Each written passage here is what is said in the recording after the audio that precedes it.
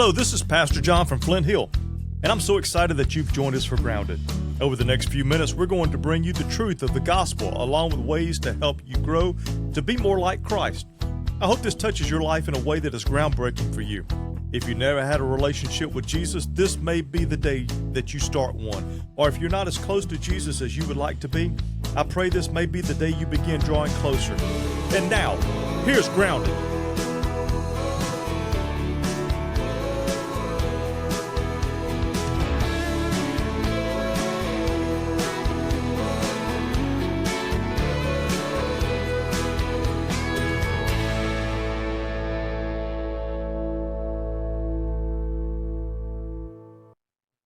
Grounded in Christ is proud to share with you Veritas Lake Martin Christian School, right here in the heart of Alexander City.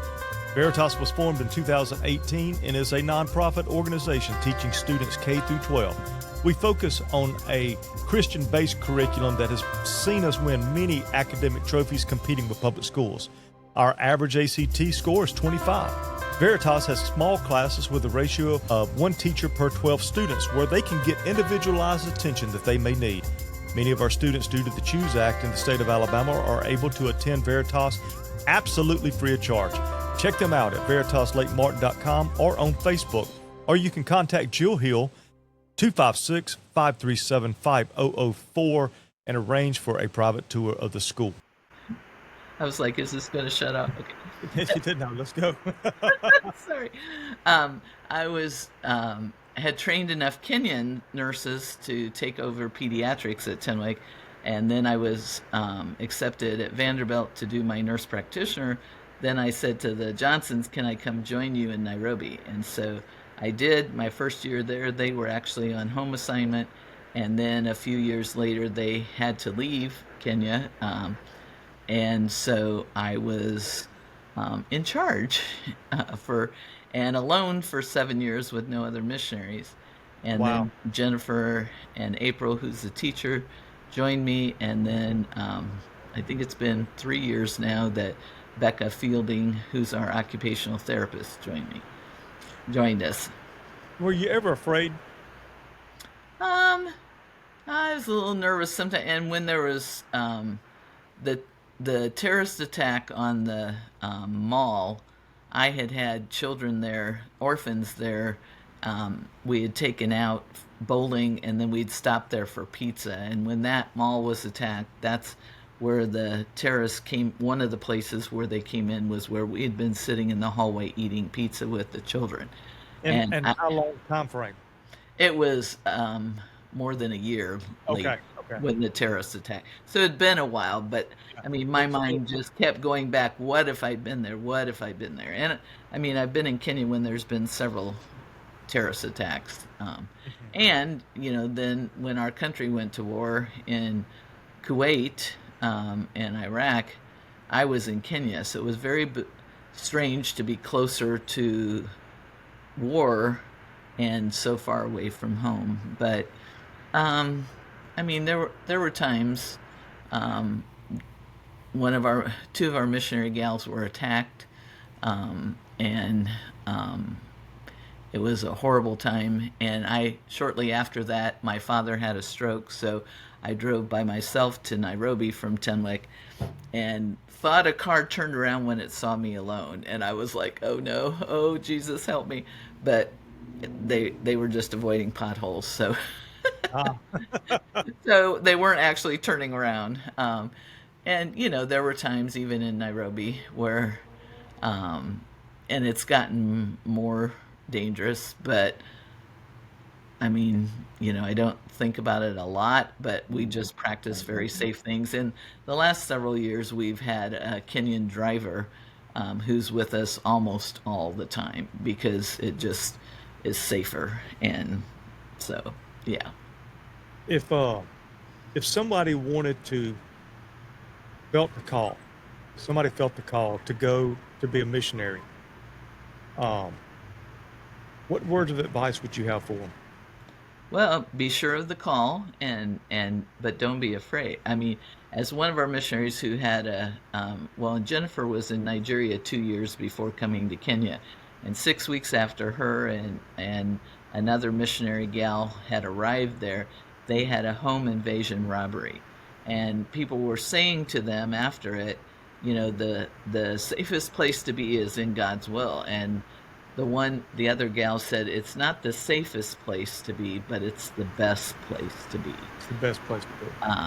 And so if God asks you to do something, he will bless you so much. I mean, I tell people, if I'd known what I was going to do, he was going to ask me to do, and what I was actually going to do as a nurse, and then living in Nairobi, I never dreamed I was going to live in the big city. I'm from a very small rural town here in Indiana. But God provided for me, and provided community in both places, provided dear people, both Kenyan and missionaries from around the world. And you'll never be as blessed as when you do what God asks you to.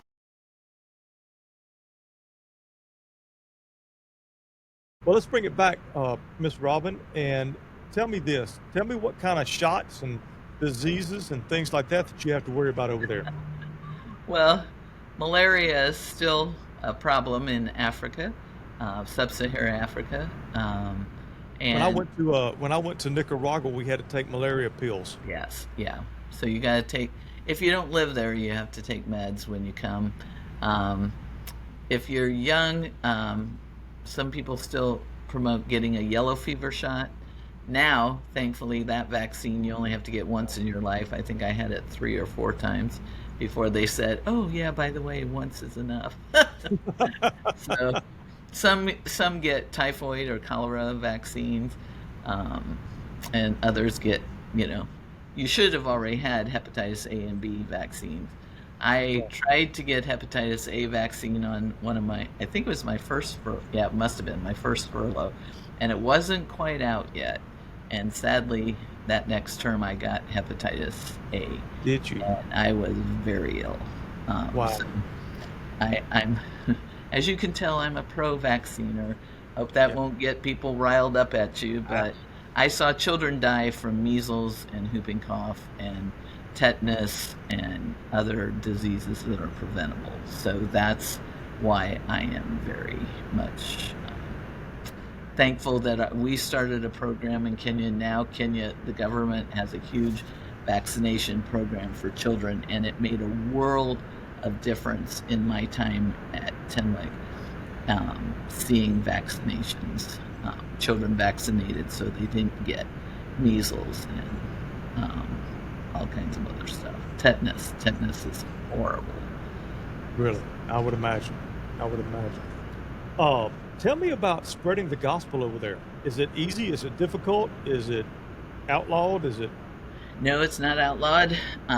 Kenya is very open to the gospel, but we're on the line. Above us, mostly the countries are follow Islam, and are militant, some of them, against the gospel. But Kenya is very open, and our hospital, that's why we have chaplains there full time. And we could easily share the gospel with patients. And often we would, as we did the round in each ward, we would stop and either pray individually for patients or pray for the whole ward. And when I go back and visit, because I can speak 2 of the languages, I would greet everyone and pray for them. And as we go into the children's home and the least of these ministry, we also pray with the children, sometimes individually, and even provide counseling, at times, and do Bible stories.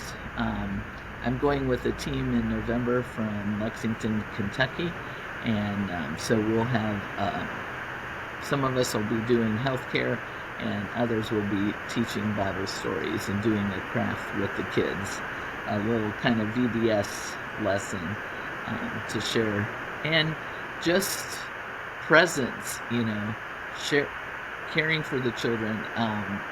At Tenwick, the patients came and left, and I rarely saw them again. But in the least of these ministry, we've built relationships with so many of the children. And So just having time with children and caring for their physical needs shares with them the love of Jesus. Absolutely. Are they receptive to it? Yes, and I mean some say they are, and then maybe don't continue to follow the Lord, but others, many others are following the Lord. Good. Praise be to God. Praise Yes. be to God. Is there a need for missionaries?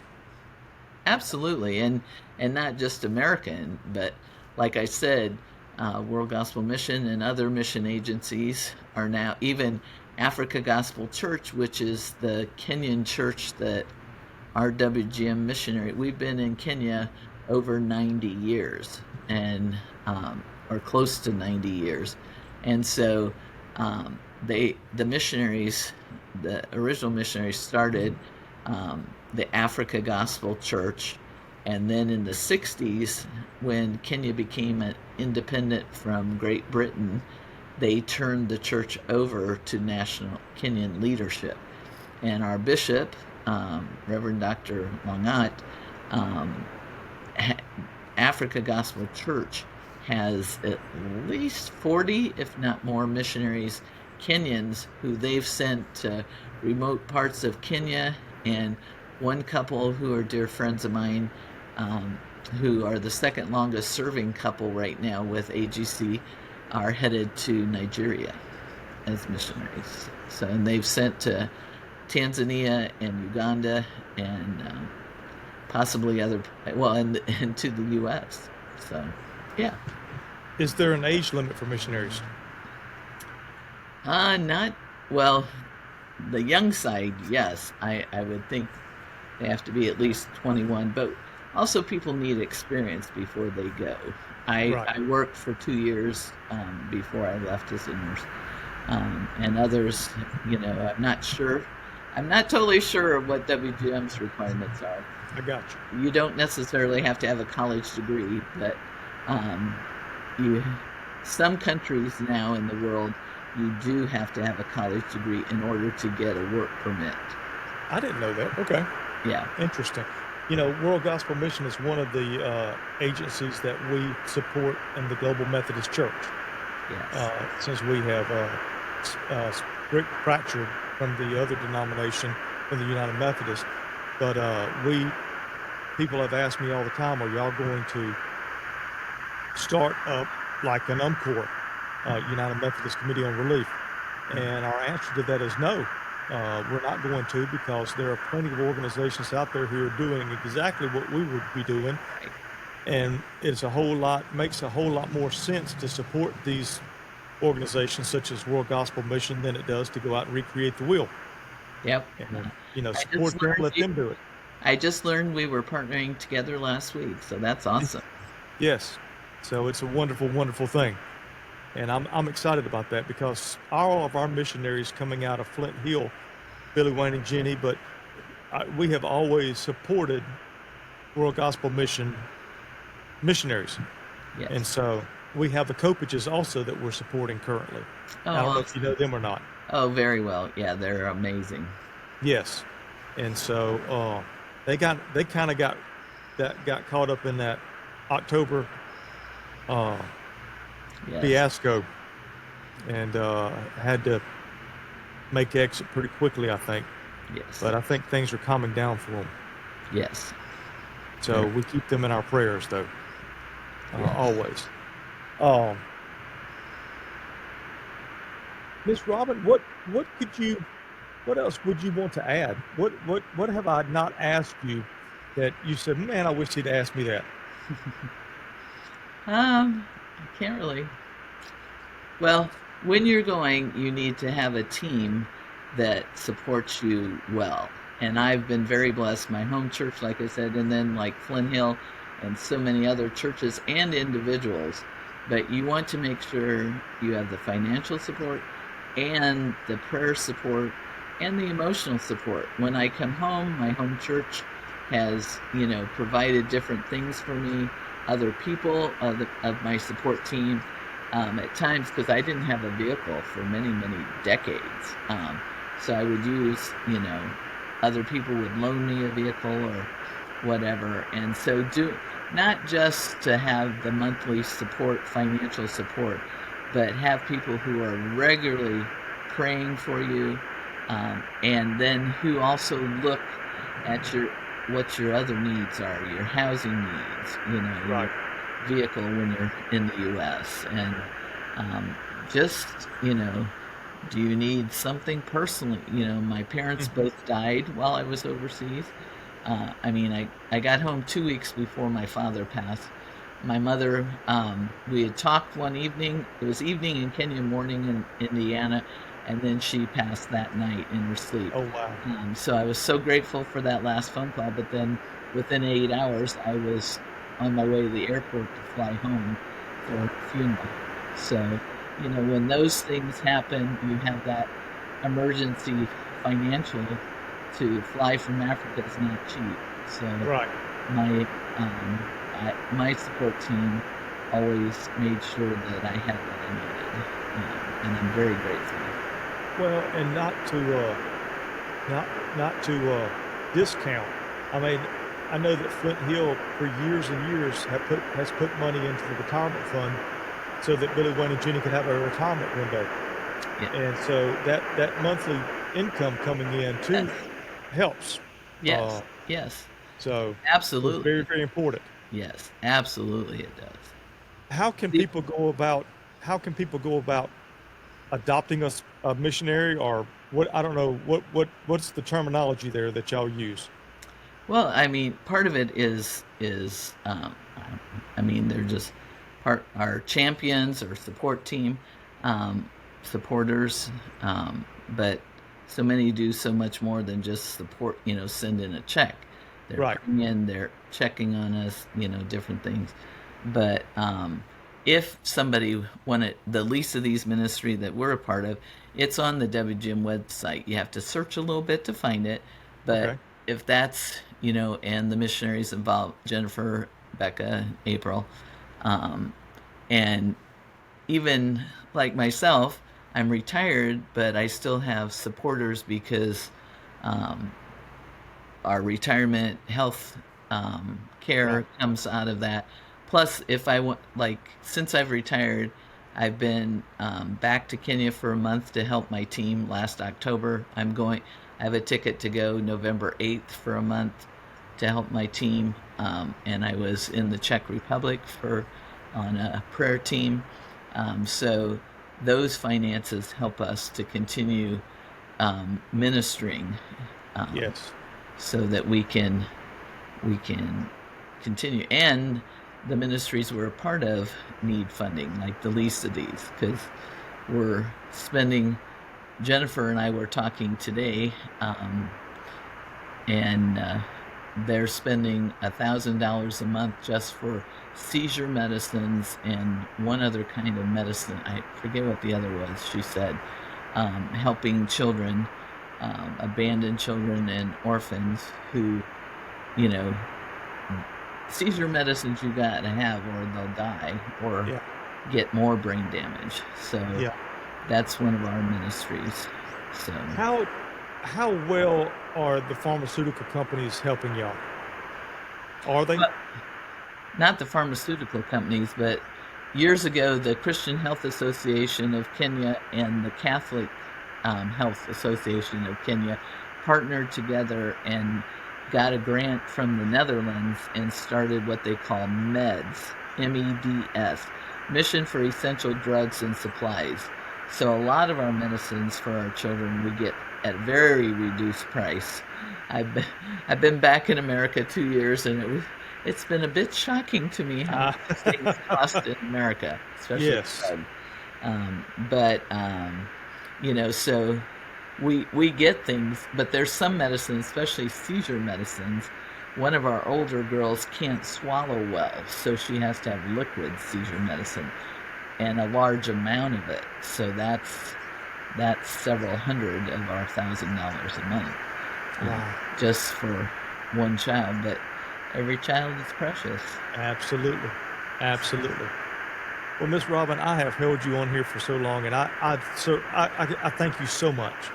And I hope what we do here will spread the gospel, but also enlighten people to what it means to be a missionary. And I'm looking forward to interviewing Jennifer and getting to know her better. And but if there's ever anything that you need, anything that Jennifer needs, please feel free to contact Flint Hill. And we can be one of those that you can call upon.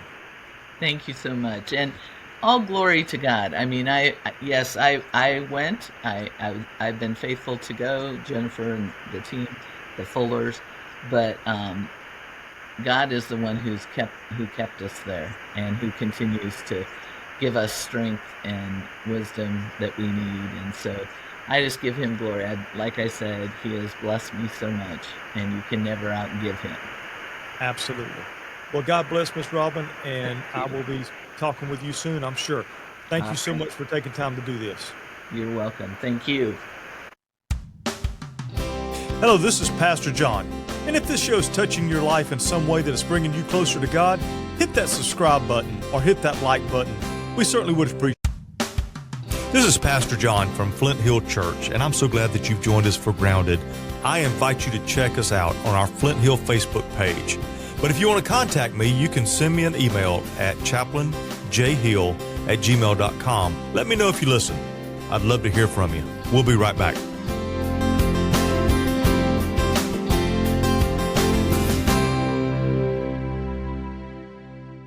Grounded in Christ is proud to share with you Veritas Lake Martin Christian School, right here in the heart of Alexander City.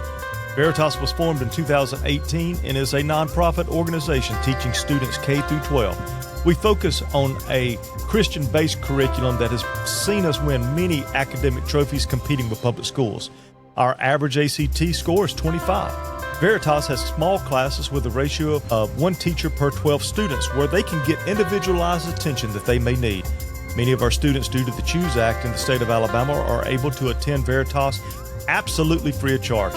Check them out at veritaslakemartin.com or on Facebook, or you can contact Jill Hill, 256-537-5004, and arrange for a private tour. Hey, this is Pastor John, and I want to personally thank you for joining us today for Grounded. If this has touched your life in any way, I'd love to hear about it. You can contact me through my email, which is chaplainjhill@gmail.com, or you can even call Flint Hill Church at 256-234-5047, and always remember the door at Flint Hill is open for you. We worship at 10:45 on Sunday mornings.